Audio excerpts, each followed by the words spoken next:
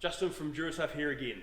So our sheds are pretty easy to put together. If you've seen the video of Keith and Rosie doing it, you know it's not hard, and they've got heaps of tips and tricks to show you how to do it really easy and efficiently. But if you're like me and you're really important with really important things to do, like fishing and that sort of stuff, there's a better way of doing it. Pop into the office. This literally is my office, so I'm not allowed upstairs. So in here, if you go onto our Duratuf website, onto the info hub there, down at the bottom we've got recommended assemblers. So just click on that, it comes up with a list of assemblers. For example, kit set assemblers we use a lot. Click on there. And I'm going to put in my Mark II shed, which I've already done. There you go, it's going to come up with a price for assembly for me. I can add things like a floor kit.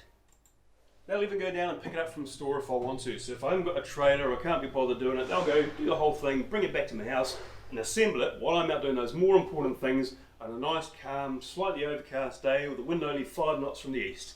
So there we are, easiest way to put together a shed with barely lifting a finger.